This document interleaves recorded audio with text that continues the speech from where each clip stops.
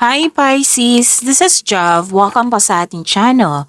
By the way Pisces, this is your weekly Gabay Tarot reading. Bonus reading po ito ha, hindi po ito re-upload. Second video reading nyo po ito, bonus reading tungkol po sa inyong weekly Gabay Tarot reading from February 2 to 8, 2026. Gamitin ang reading na ito bilang gabay lamang. Tandaan Pisces, ito po ay general reading.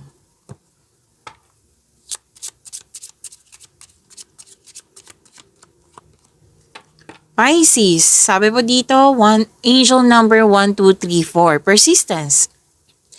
Keep going, you have completed a task that is in alignment with your soul's journey. The divine is letting you know that it sees you and that all of your persistence is paying off. You are being acknowledged.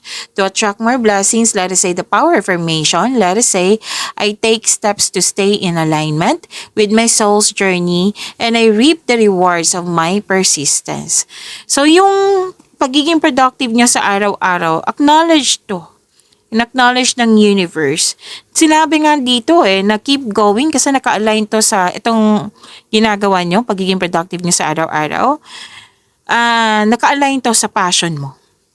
Okay? And naka-align to sa passion mo at in-acknowledge ng universe yung mga pagiging productive sa araw-araw.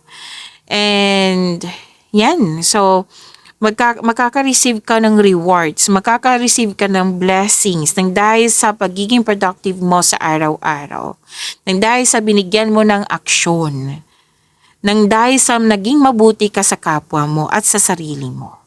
Angel number 1, 2, 3, 4 po para kay Pisces, claim.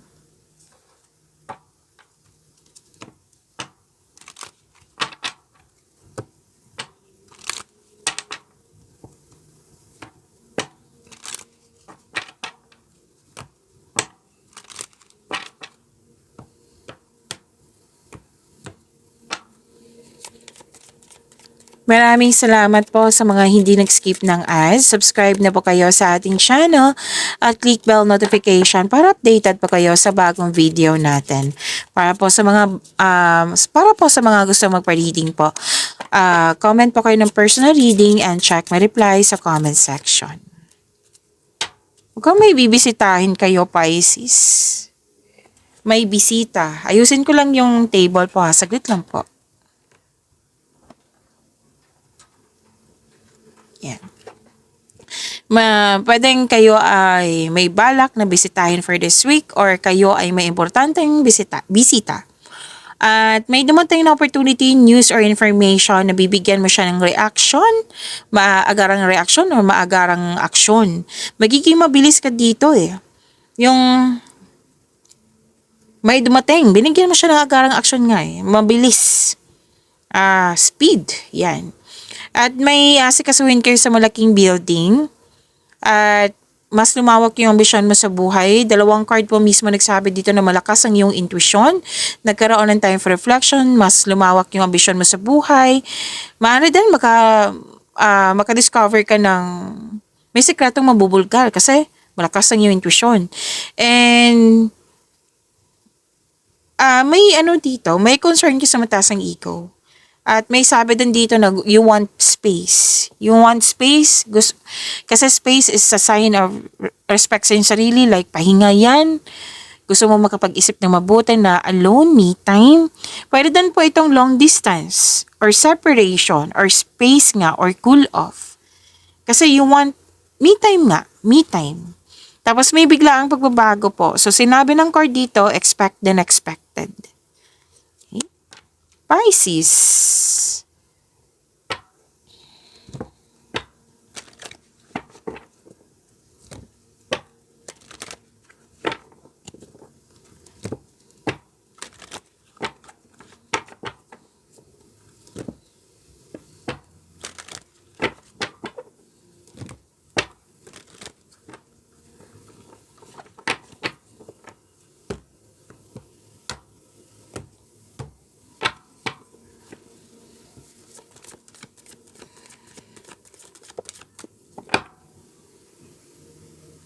Andito po si Angel of Transformation.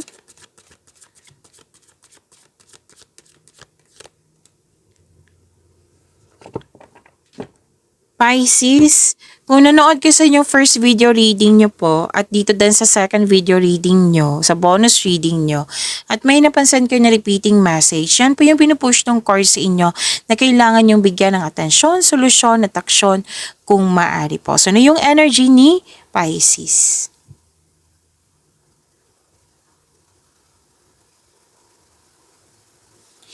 Transformation, this is necessary change.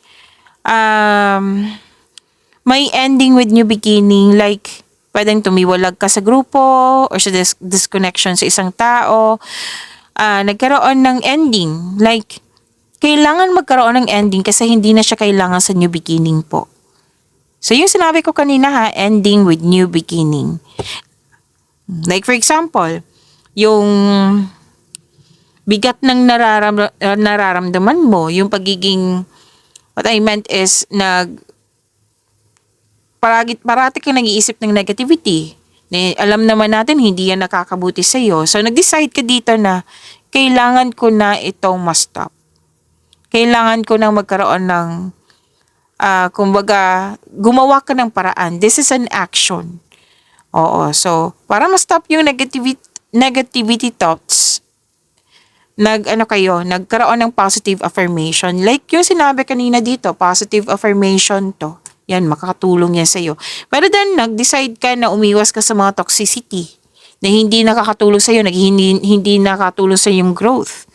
Pwede din po, nag-let go ka sa opportunity na hindi na mo nang kailangan. Pwede din tong paglilipat sa lokasyon, pag-change career. Pwedeng space muna kasi kung walang space, masasakal. So, growth always means leaving something behind. Okay? May balak din na bumalik sa'yo para mag-reconnect. Balak pa ito ha. Kung hihingi siya na sorry, so seek forgiveness kung okay sa'yo, kung gusto mo. Kung ang tanong nyo regarding sa money matters will improve. So hold tight po, kapit lang po. To attract more blessings, let us say the power of affirmation. Let us say, kasi dito po si Angel of Transformation. Let us say, yung makap ako sa pagbabago at sa mga bagong simula.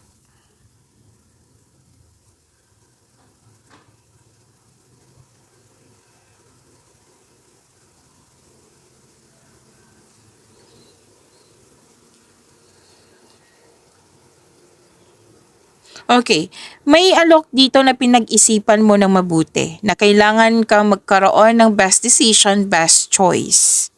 Kaya malalim ang iniisip ni Pisces. And sabi ng card, don't hesitate too long kasi alok kasi to eh. So baka good for 7 days, baka lang ha, example lang mo to. Good for 7 days tapos 8 days ka na nag-decide. 'Di ba? Sayang naman. So gamitin niyo po yung intuition niyo. Kung pwede, kung gusto niyo or gather kayo ng factual information kasi makatulong 'yan. Okay?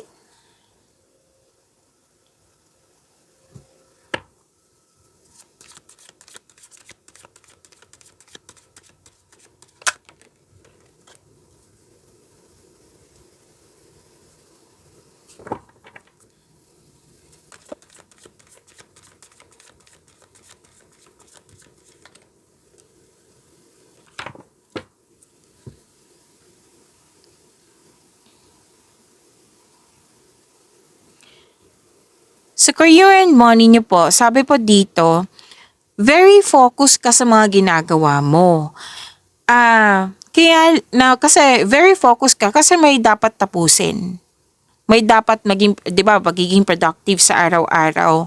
Kaya lang may distraction ako nakikita dito. Dalawang card po mismo nagsabi na pwedeng mahilig 'tong magmanipula. Like dinidiscourage ka. Hindi yan magtatagumpay yung ginagawa mo dyan. Or rather than distraction talaga, kung ano man tong distraction na ito na nahinto yung mga ginagawa mo. So sabi ng card dito, huwag magpa-apekto sana sa distraction na ito. Kasi kung magpapa-apekto ka, mag-overthink ka at mapapagod ka. Paano mo matatapos yung gawain mo kung pagod ka, di ba? So kung pagod ka, magpahinga. Para makapagbalik mo, re-energize ka na. And, anong sabi ng card dito? Okay, yan po. Kung pwede, wag kayong magpa-apekto sa mga distraction na yan. Kung ano man yan, pasitwasyon ba to sa mga tao? Yan. So, tapusin mo yung mga ginagawa nyo. After that, harapin mo yung distraction. Or di kaya, pahinga muna. After nyong ma-complete tong mga ginagawa nyo. Okay? Huwag kayong sumuko. Sabi ng yung card.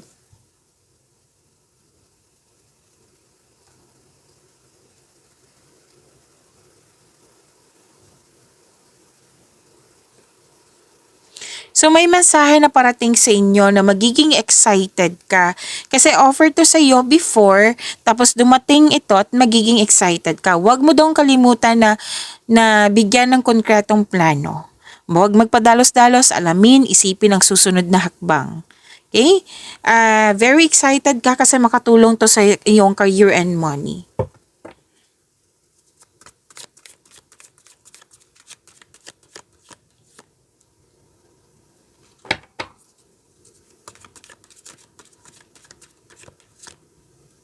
Andito po si Angel of the Past.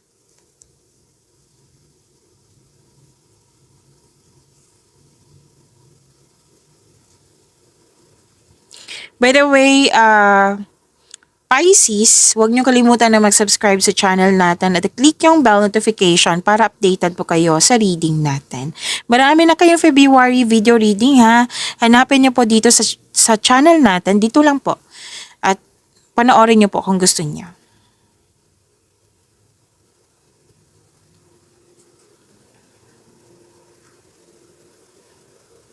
So may loss of connection nga na babalik sa iyo.